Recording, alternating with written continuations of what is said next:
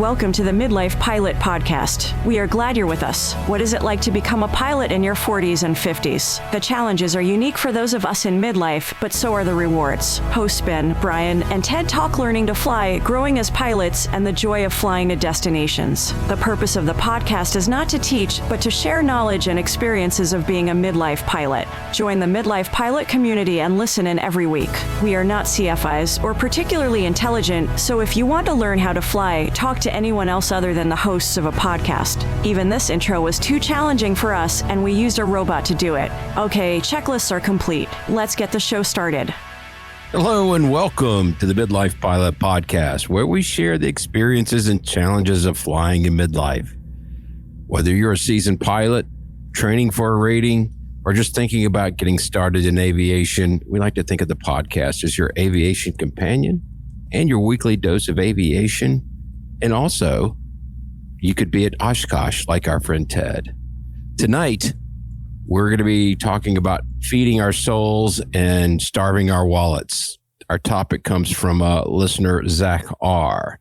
And joining us tonight, well, first, my name is Ben, and I am an IFR-rated pilot with a commercial certificate. I'm based in the Metro Atlanta area, and I fly an airplane. It's a Cessna 182, sometimes referred to as the Beast.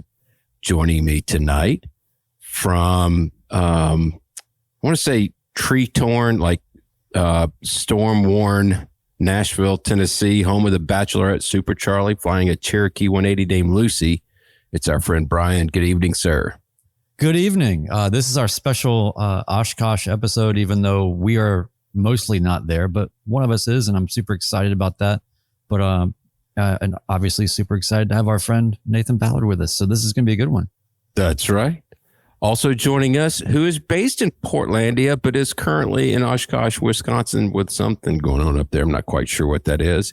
He's a sport pilot extraordinaire. He flies a flight design CTLS. We like to call it the egg. It is our friend Ted. Good evening, sir. Hey there. Glad to be here. Glad to make this work with some good background noise. And it's a good day at Osh. We don't have crazy loud jets flying overhead this very minute, so life's good. Awesome. Yeah. Also joining us tonight, our CFI II ATP pilot extraordinaire.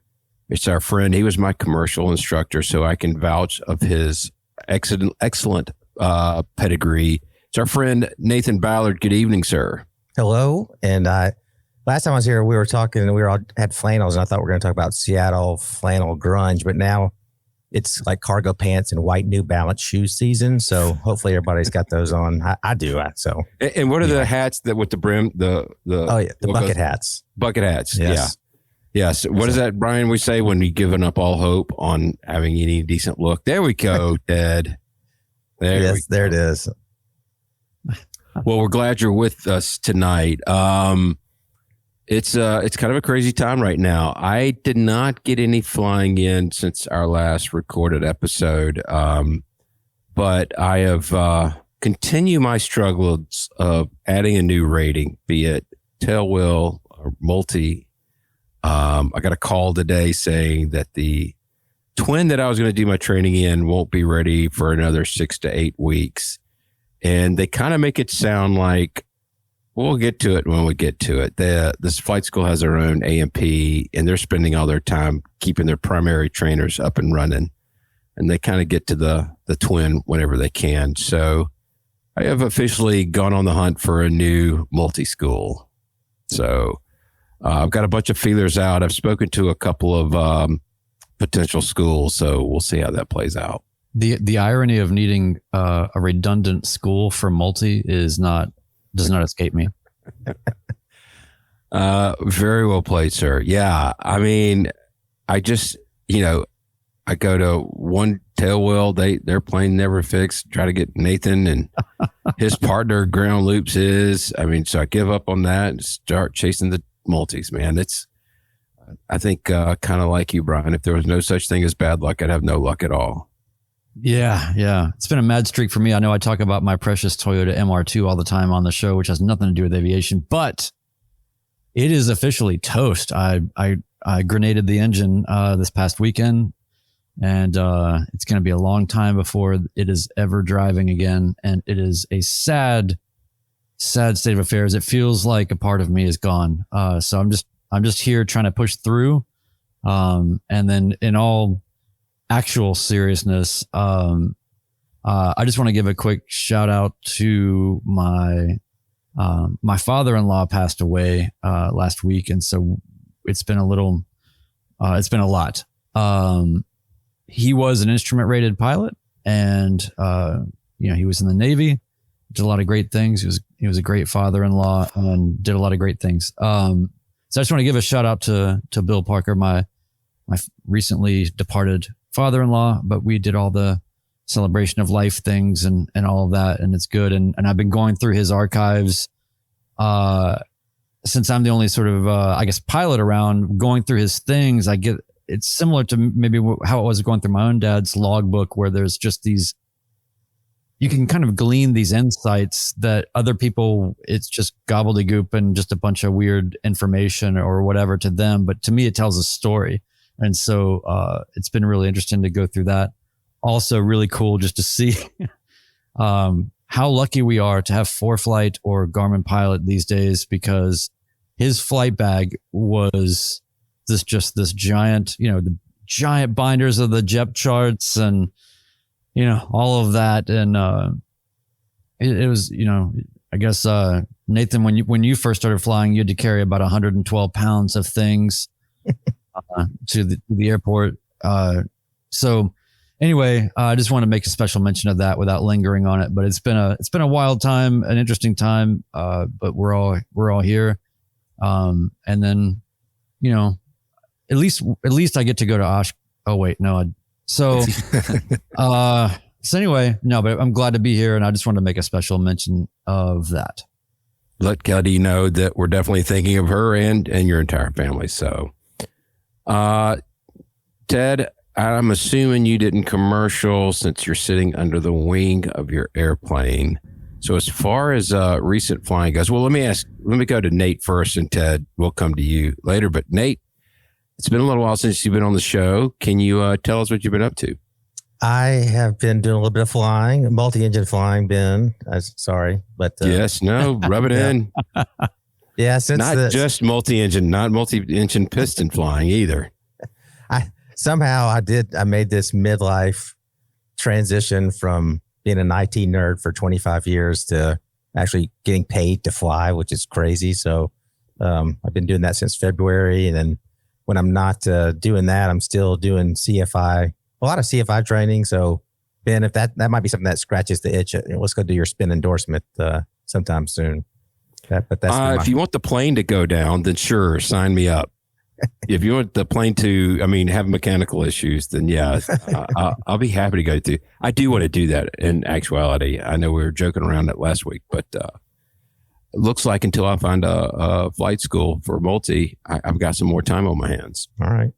By the way, I just want to side note say that when my MR2 died on the mountain, and then I was sort of forced to limp it to the destination that we had to go to. So I'm sure I'd ensure the demise of the car forever. All that to be said, it did not escape me in that moment to think about, wow, this is the benefit of car problems. and all of my, it actually was kind of a nice relief to get away from ADM for a minute and just be like, I'm just going to send it. This thing's shot anyway. It's a 40-year-old engine. What am I going to do? How am I going to make this better? I'm just going to get there and we'll figure it out. Just if anything near the equivalent happened in any kind of an airplane, it would be stop right there scenario. So anyway, that was a trip, but there's enough broken things for everybody to go around. So thanks for that, Ben. Yeah. Oh, sure. Spreading the love. So Mr. Tedder, timestamper, tell us about your trip to Oshkosh. I am so glad that you guys have the broken things and not me.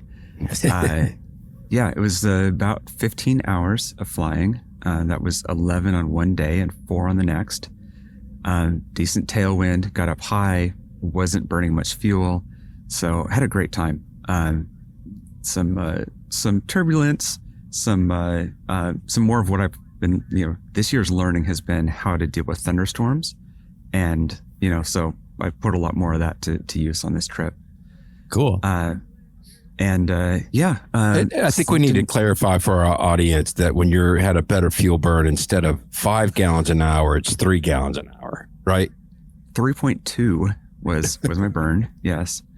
So flew into the show from Fond du Lac with Lord Alpha Juliet sitting right seat. We had a great time. Had some hilarious things happen. Should have a video out within a day, maybe less. Anyway, ran into heard Mark in flight, which is hilarious. Lots of fun moments. Landed at the we're put in show center and then sent a picture of us being in the show center. So things like that. Thankfully, I wasn't one of the many planes that got stuck in the mud. There was a Vision jet in one place for 3 days. Ooh. But I was at 95% power going through a section. So I probably just should have, hopped in the air for about 2 feet up and gotten through that. But whatever, it all works. So it's great. There's a lot of midlifers here, and a lot of our friends are here. So JV and his dad are here. Ran into Erica. She ran into us, and she's got her son here. So nice to meet her in person and get a hug. And Virgil is here. AJ, as we've mentioned, Jeff is here. So there's a nice crowd. All sorts of people that are in the chat talking. So that's awesome. And has Mark been well behaved? Mark has been behaved. Yes. So he flew in on Sunday, and I went out and met up with him. And he was at Fond du Lac. I was at Waukesha, whatever. I went down to Fond du Lac, and I flew in again with him on Sunday. So this has been the real learning of the midlife community is having somebody sitting in the right seat to do the arrival is by far highly recommended. That takes care of the biggest set of issues, all the concerns you might have about flying into Oshkosh. If you've got enough hours, you're comfortable with dealing with some traffic, having that person in the seat with you takes care of a lot of the problems that kind of. How long was the conga line on Sunday? There have been enough storms that it never got excessive. We did go out to Fisk, and for a while they were having to send people back, but it was never kind of those epic things that you hear of. So good. It was fun though. Yeah. Very cool. Well, hey, Brian, why don't we go ahead before we get into our topic? Let's do some belly scrubbing if you don't mind. Yeah. By the way, I realized I put my name in here as Bravo Sierra 1, and I don't know why I did that. I took your spot there, Ben. I'm playing Jinxer tonight, so you could be BS1. Okay, fair enough. All right, housekeeping. Let's knock this out. Hey, we're grateful for you all making this the best pilot community that we know of, a positive space where we share everything from training experiences, shared personal minimums, tackle ownership challenges, review flight plans, and best of all, make new aviation friends. And if you're Ted, you get hugs. So that's pretty sweet. You can connect with us, join our Patreon community from $1 a month, or do a one-time annual Patreon, 25 cents per episode. Access exclusive content, including check ride debriefs, killing zone conversations, and more. The Discord, 10% supports Freedom Aviation Network's anti-human trafficking efforts. Saw that they are at Oshkosh. Please go see them if you're there. And hey, we have a great feedback tonight that was sent to us, an audio feedback. You can share yours with us, midlifepilotpodcast@gmail.com. We read or listen to all the messages, and you might even hear yours on the show. For everything Midlife Pilot Podcast, community feedback, merch, and more, visit midlifepilotpodcast.com. We've got some amazing new shirts.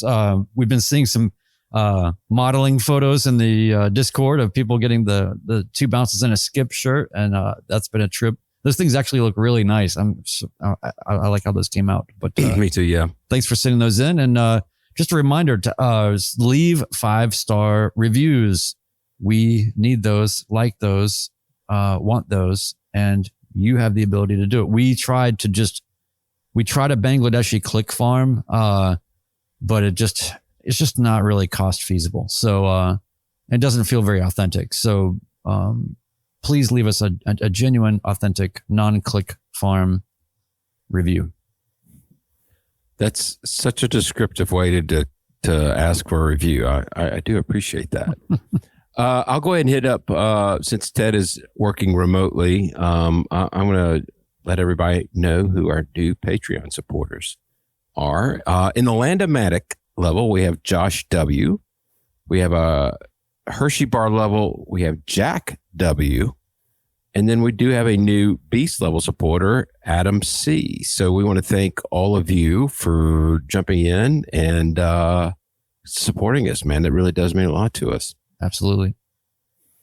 So tonight we're going to play some audio from that Brian mentioned to a minute ago about some feedback from a listener. And this comes up a lot.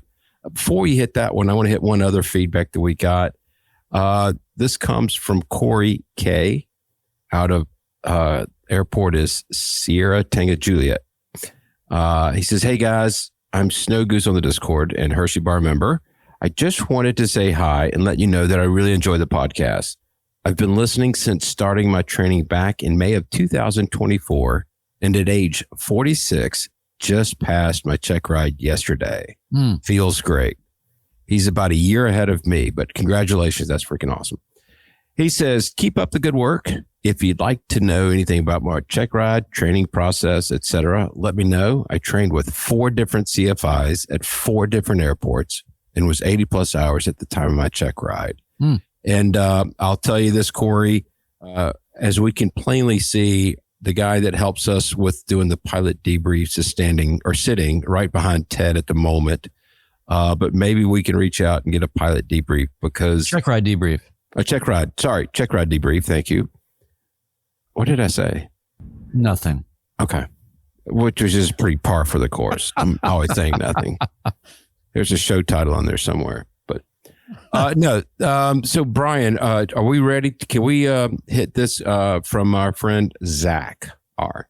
Yeah. And, thanks for everybody sending in the feedback. We got some really cool stuff. There's one that just came into the Discord that I was thrilled by, but also I don't know how to feel about it. When they say one of the newest members said that they've listened their way back to episode 70 something. And I just thought, oh my, there's a part of me that just feels like, oh my God, what have we done? So please stop. Stop right there. Don't go back any further. So yes, we have an awesome audio feedback from Zach R. We're going to play this and then we'll go through it. You guys ready for this? Let's hit it. All right. I'm going to find it and then I'm going to press the button. All right, here we go. Hey, midlifers. This is Zach coming to you from within the DC CFII and underneath the Old Bay Bravo. I was hoping you guys might have some thoughts on a topic I recently brought up in the Discord. I'm at the point in life where I'm not wealthy enough to go flying every time I get the whim, but it's also the only thing that feeds my soul these days. So the topic is sort of 2 parts. Number 1, finding a reason to fly that's justifiable. And number 2, building a social community for yourself and other pilots. Discord had some really good suggestions. I especially like the idea about charity flying, but grabbing a burger from every airport restaurant within range or trying to land on every runway heading is going to be cost prohibitive for me in the long run. As some background, before I got my pilot's license, I was a medical crew on fixed wing and rotorcraft for about a dozen years, so the local views aren't quite a good enough reason anymore. I recently transitioned from my flight school Skyhawk to buying an equity membership in a Piper Dakota. I'm loving the increased performance, but I'm not yet comfortable enough to be inviting every non-pilot friend or family member to come and witness my landings. I've checked local pilot groups on social media, and I get a great response from a bunch of new CFIs offering me their friendship for the low price of $60 to $70 an hour. So I guess my question is, what motivates you to fly? How do you keep it from getting stale and then too expensive? And I guess part 2 is, how do you expand your social circle and build friendship around your piloting without buying into every club in town or joining Civil Air Patrol? Anyway, keep up the great work. I've got my fingers crossed for a fly-in meetup here in the Mid-Atlantic or Northeast soon. Awesome. So much to talk about in there. I immediately wanted to make this a topic, and I'm so glad that Nathan, you're here for this because you can lend some credible angles to our otherwise amateur hour responses. But yeah, so one of the things I think is most unique about this, we've talked about some of these scenarios in other ways, but I love that the predicament here is I was doing rotorcraft and fixed wing medical crew for a dozen years. So being in the air and seeing the views is just not particularly novel in the same way that it might be for those of us that don't have that. And I just think that's got to be a really neat sort of prologue to your flying journey. What an interesting perspective. But I have a lot of thoughts. I know you guys have a lot of thoughts. We're going to call this sort of the soul versus wallet reality. And I think that for Zach, there's a few key things that I'm hearing about his challenge that I know we all want to get into. But first, I just wanted to get Nathan, what is your first take in terms of how common have you seen this among students or friends or colleagues or pilots? Yeah, I mean, I think it's a midlife problem, right? I mean, we save up or whatever, we get these ratings and certificates, and then like, now what? Now what are we going to do with it? And then I think the common answer, and I don't think it's a bad answer, is, we're talking before the show, go get your tailwheel endorsement or go get a float plane rating, that kind of stuff. But those are big dollar things. I think what I'm hearing Zach ask is like, not just economically, how can I do it, but like, what's a real world way that I can do it? And something that came to mind for me is super simple. And it's something I did as I was leading up to the job that I'm in now, is just spending time at the airport. And I was teaching full time, and in between lessons, I'd go and I'd open up the hangar door and I'd have a table and I'm, doing whatever, or, watching the back catalog of Midlife Pilot Podcast, episode 50 and stuff. And people would come up to me and be like, hey, and it didn't matter that I was a CFI. I don't think. They're like, hey, do you want to go fly in my Mooney, whatever it was? And I got so many opportunities there to experience flying with somebody else that I didn't know, right? In an airplane that was new to me. And I would highly recommend, Zach and others that are looking for something, like, hang out at the airport. You will get so many opportunities. I don't mean just be an airport bum. I mean, maybe a little bit, but just if you go out there, people with airplanes, just like people that run marathons, just like people that do woodworking, they want to talk about it, right? So that'd be my quick tip on that, is just hang out there, and you're going to get a lot of opportunities to do something different. I agree with that 100%. I don't hang out at the airport as often as I'd like, but I was going to say my suggestion, and we kind of experienced this a couple of weeks ago, but for Zach, what I would say is, draw a circle, a radius around your home airport, say 50 to 100 miles. Got a feeling you're going to find a lot of airports in there. And just go visit the airports, because it's always amazing what I learned when I landed at an airport the first time. There's something interesting going on either there or at the small town that it's in. Even if you're just running in to grab a coffee or a sandwich or something, it just, even by yourself, or just staying at the FBO and hanging out at that different airport. It's amazing the connections that you can make, and you can use that as also as, hey, I'm, new pattern or new airport proficiency, entering the pattern, practice a power off 180. You can kind of combine the two purposes in doing that. Well, and let's just talk about, you're kind of getting into this already, which is sort of creative flying missions. And I think that there's a lot to do within that line of thinking. For me, I love air therapy. I don't need anything exciting going on.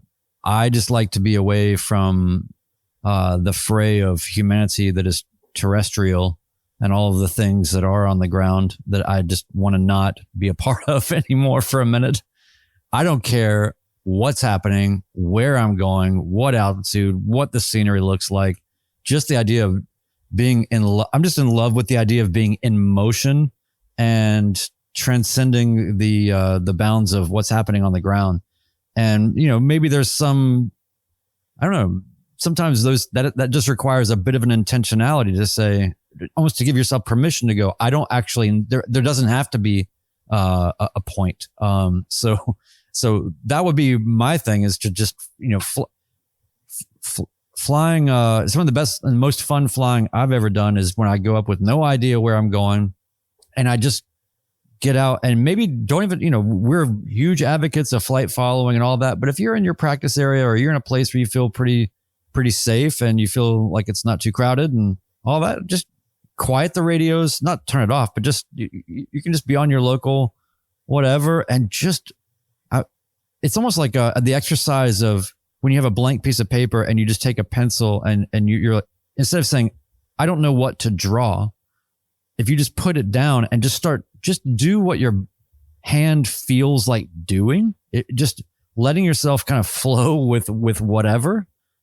I do that with the airplane. It's not like I'm thinking about holding altitudes or doing different things. And when you really rid yourself of all of the requirements and the rigidity of measuring yourself at all times or having a point or a destination, I think you learn a lot about the finesse of how your plane flies, and you can just kind of do weird stuff, man. So I don't know. I would say just go up there and be weird with it and meditate and have some fun.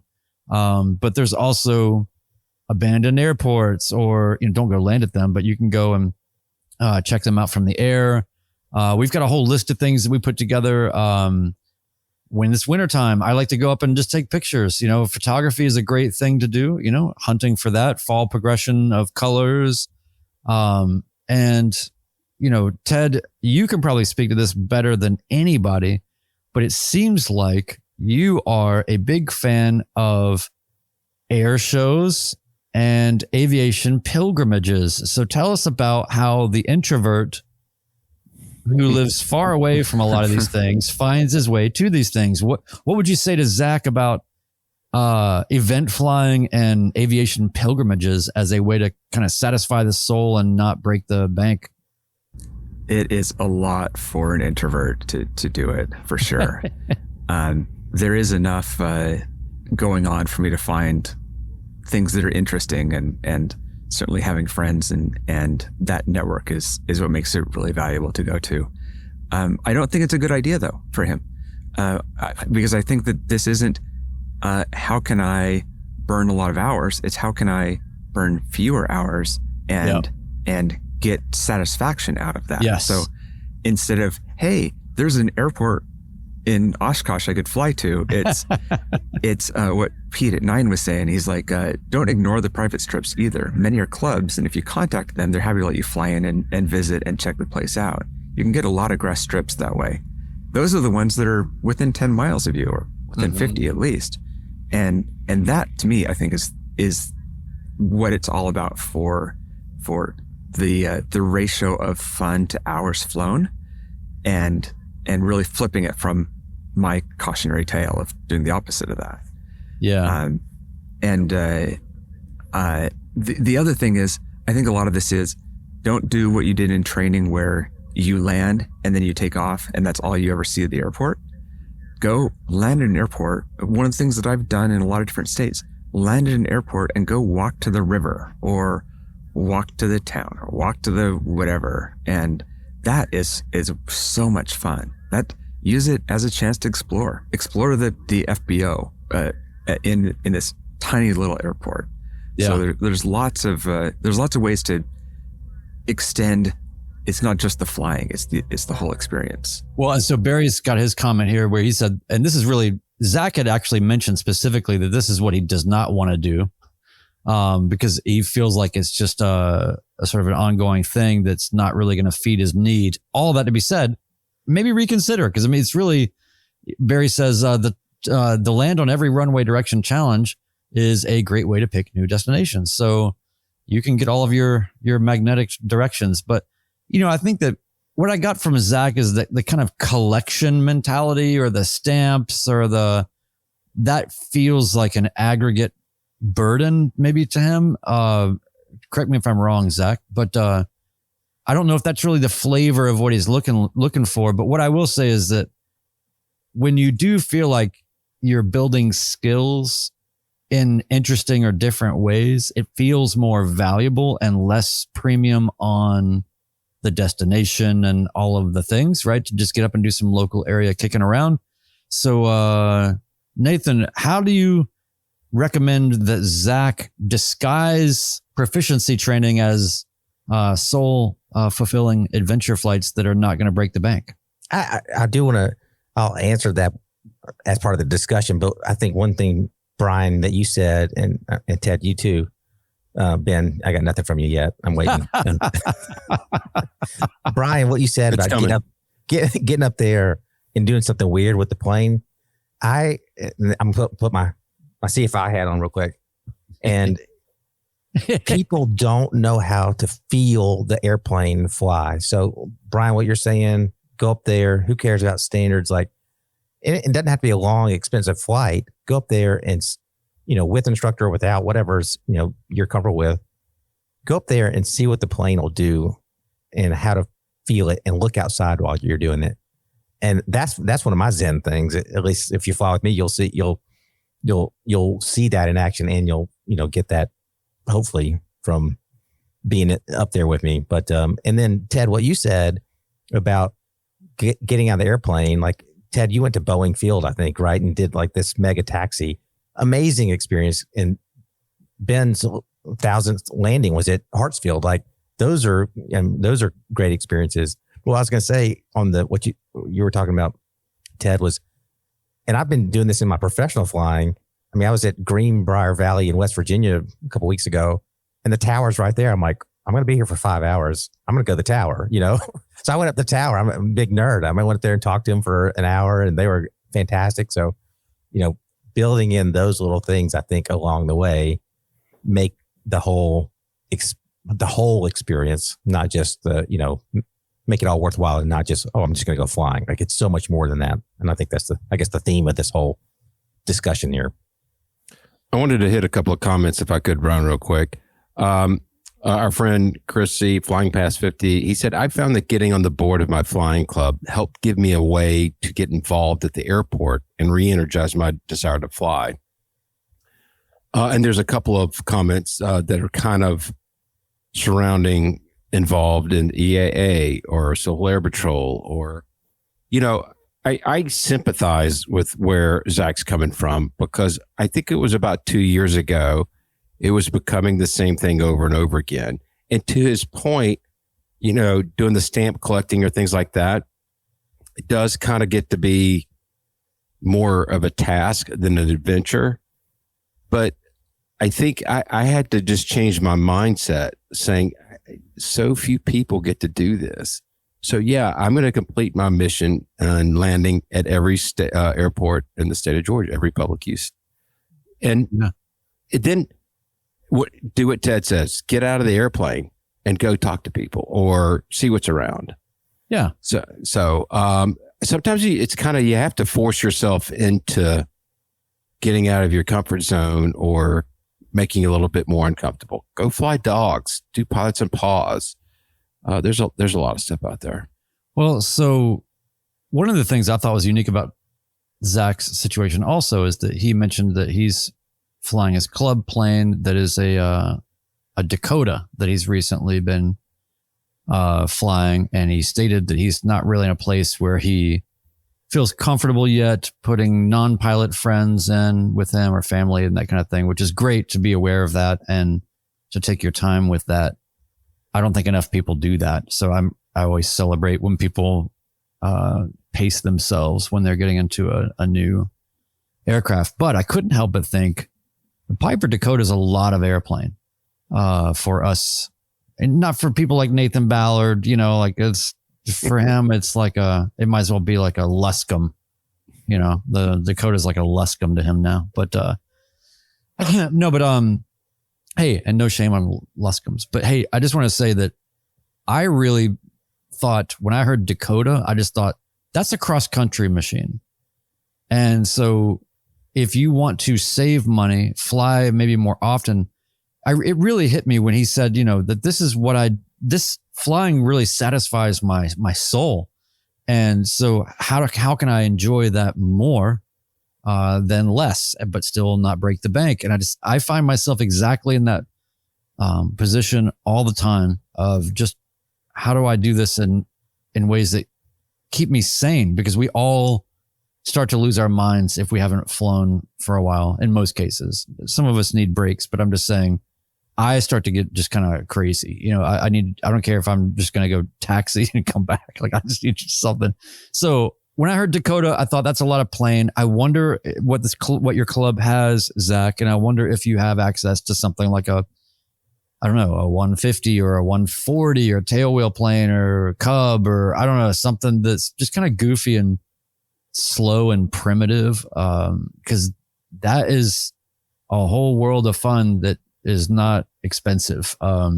If you can get into a Cub or something like that, you can fly low, you can fly slow, you can have fun, you can just go check out sunsets and just feel the plane, and you're not distracted with all these technical devices. So I don't know. There's probably something to be said for just looking at not being fully committed to flying the Dakota, because I feel like that plane is a bit of a contrast to what I'm hearing your challenge is. Well, I think also he can use his time now, his purpose to fly, as to getting very proficient in that Dakota. Go start doing weird things in the Dakota. Oh yeah. Make yourself comfortable. Not inverted. Yeah, not inverted. I got a similar engine, I believe, as the 182. I think it's maybe 280 horsepower. But I guess my point is, you don't have to fly full throttle. I would suggest it on takeoff, but after that, you can pull the throttle back and the prop back if it's constant speed, and save money and then go play with slow flight. It's going to make you better on landings anyway. So yeah, I mean, I think there's a lot. I know we're talking to Zach when we say this, but as I said before, there's a lot of people that are in this situation. And sometimes I just think it takes an effort to give yourself purpose to go fly.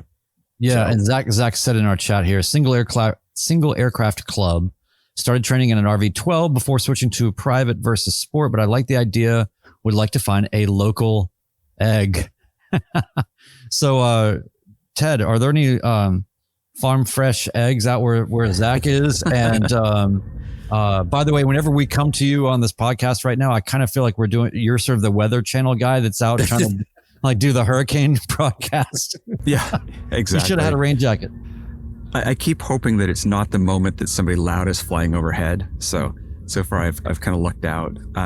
But not the egg specifically. There are certainly RV-12s. A lot of EAA chapters build an RV-12. And then because of the way EAA does that, it becomes its own flying club separate from all that. And if you were a big part of building it, you get first pick of being in the flying club. But those slots open up, and RV-12 is a great plane to fly slow and much more affordably, especially a club one like that where you're flying it dry. Amazingly well priced for that. But I've got to say, the thing that came to mind for me immediately with all this is you're getting bored of flying, and it's also, there's an affordability issue. Why aren't you doing instrument and safety piloting with someone else who's going through instrument?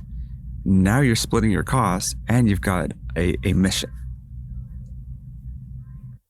Well, we don't know if he's not already instrument rated, but you bring up an excellent point. No, I absolutely agree with that. That sounds so boring.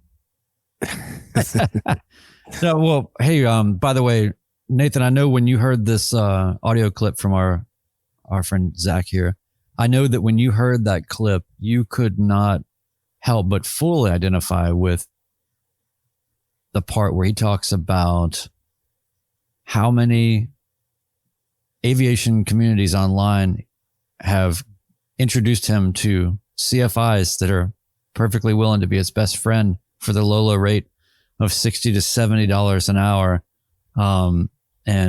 First, I just want to know, do you have any aviation friends, Nate, for $60 to $70 an hour?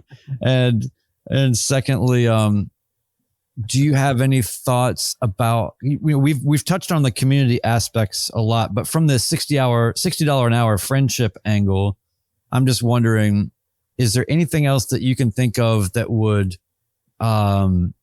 facilitate genuine connections with other pilots? And is there anything that you can think of from a instructor or more professional driven point of view that would guide Zach a little bit? I want to get to sort of a point where we're giving Zach as much of an action plan as possible. This is one of the rare moments where we have an expert on the show, so I feel like we can actually get to an action plan.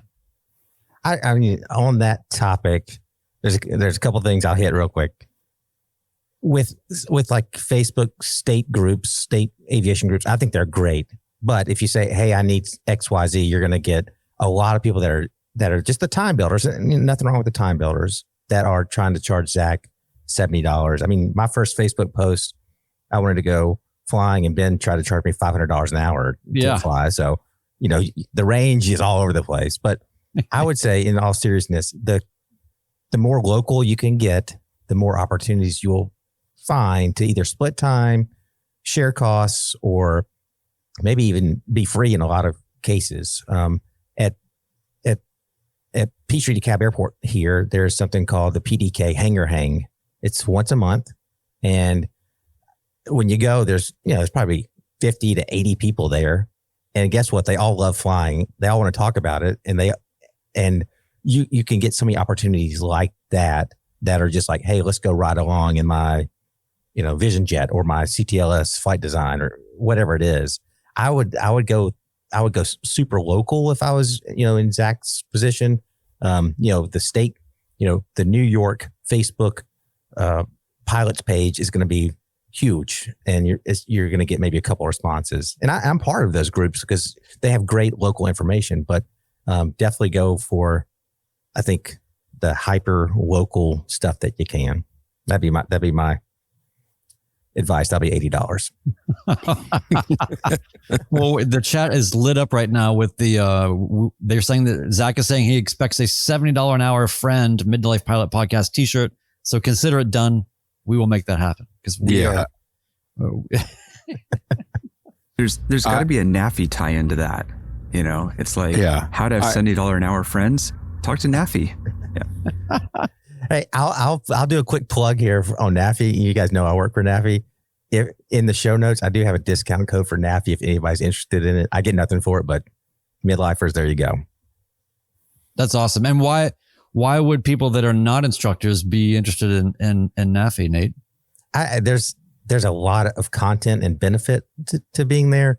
For the true midlifer who's thinking about their wallet and their pocketbook, there's a lot of discounts for the big name EFBs and things like that will more than pay for itself with a membership. So again, I'm not here to sell anything, but it came up. So, So, all right. There's so many things going on in the comments. I got to hit one of them. Hit a few of them. Some of them. And I'm not some of them. So, our friend Mike Alpha Gov, I love this comment. He says, I don't have a hangar, but my local Civil Air Patrol CAP squadron is that hangar for me. Got certified to operate the CAP cameras. I flew my AMEs, his physician's King Air, went up in a New Friends Mooney. Mileage varies locally, obviously, but again, it's back to what you were saying earlier, Nate. Just go hang out at the airport. You never know what's going to happen. The other one that I wanted to highlight is, or somebody was asking, and I'm wondering why Nate's been holding back on me. I've not heard about the hangar hang at PDK, and I've been looking for network. So I guess I know where I stand now with Safer Flying with Nathan Ballard. Very exclusive. Meaning everybody except Ben, but that's okay. Hangar owners only. Exactly.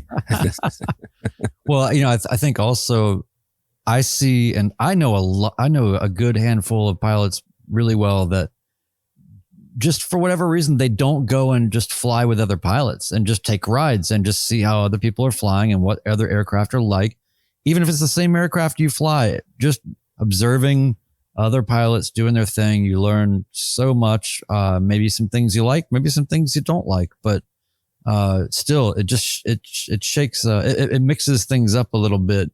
And I think that that's just something that I think everybody should do as much as possible. Honestly, I don't get to do enough of that.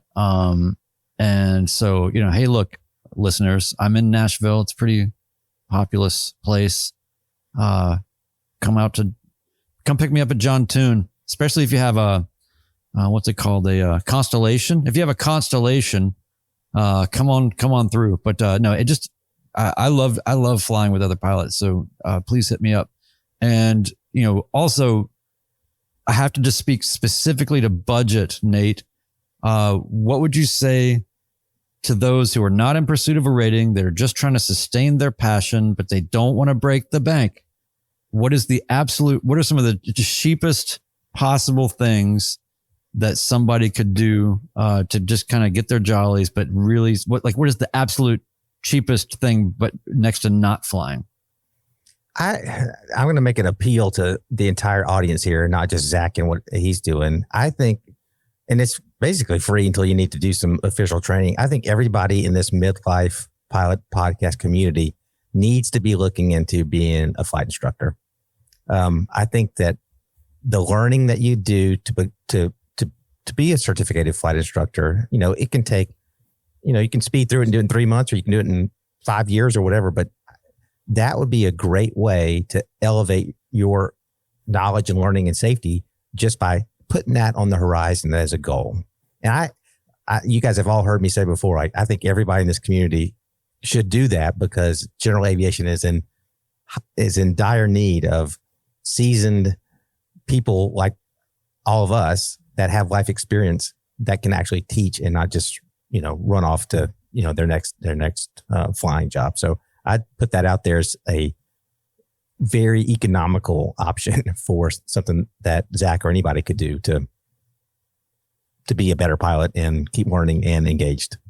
That's about as good as it gets right there. And also, yep. I just want to say, by the way, that everybody should just be a member of the Midlife Pilot Podcast Community Discord, because you're going to get a lot of ideas and continued conversations and things to ping off of people in a very positive light from all over the world. And it's a great place to be. I wanted to hit our friend Checkmate Barry. He asked, I kind of like this idea. I didn't think of it.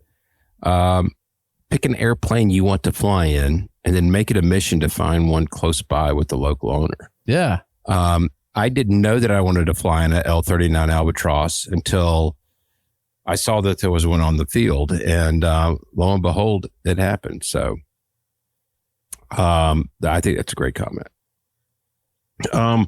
So action plan, go look in the Discord server. We got a lot of folks in the mid-Atlantic areas to do meetups. The Discord server, again, we've said it before, that's become a large part of my social media that I spend time on that and not on Facebook as much, probably not, maybe to my detriment. But another comment, thanks for putting that up, from Checkmate Barry. Wings event are great for further learning and networking. And so, again, I think sometimes what it boils down to is you've got to put yourself out there. You've got to make the conscious effort to go do something in the airplane. We've talked about cheap ways to do it, but it takes some gumption on your part. Do we want to talk about the viability of having a Midlife Pilot Podcast fly-in somewhere in the Mid-Atlantic? Hey, who do we see here? Oh, we got here. Oh, all right, he's looking for beer, so he goes to the guy from Portland, of course. Yeah. Ted's giving beer directions live on the Midlife Pilot Podcast. Talk to the other guy. Talk to those guys over there. Talk to them. Yeah. Yeah. Talk to the guys not who was that microphone. Random. I've got to say, though, the person we've been hanging out with just walked past, which is APG, Captain Jeff, the kind of the original aviation podcast. So he's the godfather. He's been a great guy. Captain to hang Jeff with. is great. Yeah. Tell him Ben says hello, and he's a really nice guy. Actually lives kind of around the corner from AJ and I. So. Oh, really? Oh yeah. Oh, Yeah. So what do you think? Mid-Atlantic fly-in? I really want to do this in ways that you can't imagine. First of all, I think it's beautiful up in the Northeast, especially once you get outside the busy metropolitan areas. And the metropolitan areas are beautiful too. But I have spent a little bit of time outside of Syracuse, New York. I kind of just think of the communities up there just as redneck as they are down here. Just great people. A longtime supporter of the show, Josh MC. Oh, look at there. There's Lord Mr. Alfred Juliet makes himself known in the background. That's right. Oh, there's Captain Jeff. The plane's being raided. There they are. Yes. Yeah. Or you can just go ahead and tell me I'm nuts. I won't even tell you what my idea is. It's fine. How viable would it be? Or how mad would people be? Or how great of an idea would people think it is? I think it would be a great idea, not knowing anything about the viability of it. Tangier Island. What's on Tangier is the question. I think Ted's a little shell shocked with being stormed by the APG crew. I just like the challenge of you have to get over the Chesapeake Bay. You got to get to this island. You got to, there are hotels and Airbnbs and there, places to eat and drink. It's not completely desolate, but it's not a resource heavy place. That's for sure. It defies most of our sensibilities. But there is something exotic about it. I don't know. Maybe I'm just a little nuts. I think you're a little nuts. We'll go to Jersey. It's fine. No, I think we need to go further north. I think we need to look central New York, maybe northern Pennsylvania, somewhere around there. Mm-hmm. I'd really like to go to the Cape. That's my first preference. But okay. Well, shout out to our friend Josh. Yep. Who is running an ice cream shop up there now, and he traded in his caps available for cones available, and we applaud him for that. And one of our other friends and Discord community members as well is Chris C. Was it Chris C? Yeah, yep. Who just went up there, and to see them hanging out in Josh's ice cream shop was so cool. So maybe I think that all signs are kind of pointing to Josh's ice cream shop as ground zero. I mean, that's my vote. I can be talked out of it, but that's, a lot of people are going to be making a long trip no matter where you go in the Northeast. So maybe we can work it out where there's like a staggered intermediary micro fly-in that is on the way to the larger, and then we do a big formation into the large one. Is that what you're saying? Yeah, maybe we do something like Rough River or something like that. But ooh, that'd be fun too. And have that be sort of a meeting place to then carry on. But anyway, yeah, so many things. But Nate, tell us about your immediate future. How many casual, expensive flying general aviation adventures are you up for right now? Are you getting smart and just making money? I don't know if I'm smart at anything, but I'm up for any adventures, especially if they're over here on the East Coast. I'm sorry I missed the Big Texas, and you guys looked like you had so much fun. So that was awesome. Hey, do it up in the New York, New Jersey, your area. I mean, get a fleet of midlife planes flying up the Hudson doing the New York tour. I mean, that's kind of like the Fisk arrival, but through New York. I mean, that would definitely. You may be onto something there. Yeah. You may be on. And maybe something. we can charter a Learjet to come pick us up and take us for a ride. Yeah. Do you know we need a guy? You got a guy? I think I got a guy. Yeah, we can do that. It'll be all the Diet Cokes and peanut butter crackers, snacks for you to drink in the bag. You guys will be treated well. Well, before we go, I really just want to thank you, Nate, for joining us, and obviously Ted for taking time out of this precious, perpetual vacation that is your life.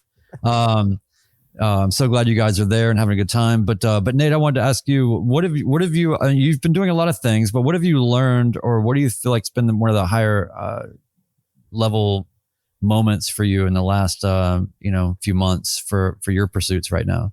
I think with the transition into professional flying has been it's just such an eye opener in how much.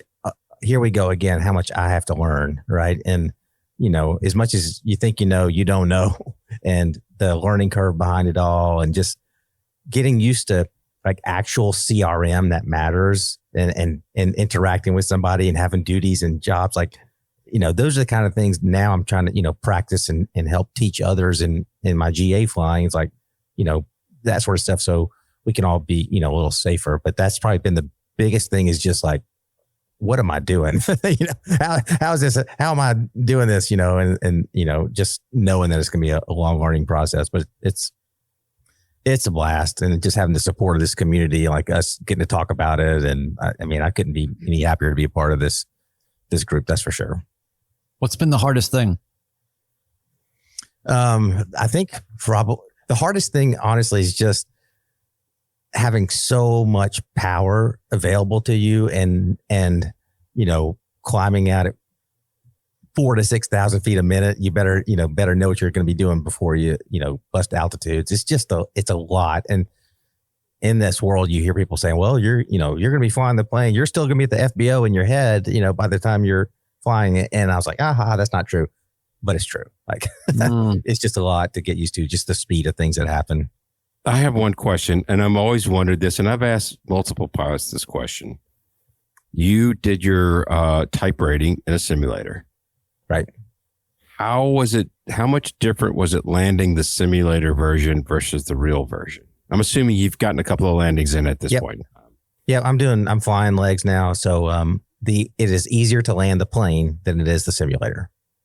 So, okay. The simulator, you just can't feel it or get the depth perception right. And it's just landing the plane. It's still a rush and a blur, but I think it's easier. Interesting. It's probably designed that way. I still think it's fascinating that people, when they're doing really detail-oriented tasks like landing a jet, like nobody ever sneezes at exactly the wrong point. Like your body knows, how is the sneeze involuntary, but it knows to not do it right then. Like, wouldn't that just be the worst thing ever? Like, right, yeah. 20, 10, why did how does, I don't know. These are the things I think about. Yeah. And that's why we worry about you. Yes. Thank you for worrying. Hey, so I want to propose something, Ted. You just tell me if you think this is good or not. We can do, obviously we're doing the live recording of our podcast right now. We're about to wrap up the formal audio episode, but if you'd like, since you've taken the time and trouble to launch all this under the wing at Oshkosh, maybe we can play the outro, then come back to you, still stay live, and go extended. How does that feel? Cool. All right. Yeah, we got a good chat going, and I figure, hey, we're all here. So, Nate, obviously you can check out anytime you want, but just know that we'll hold it against you behind your back. So, no, thank you guys for everybody. Ben, you want to bring us home? Yeah. So don't forget, leave us a 5-star review.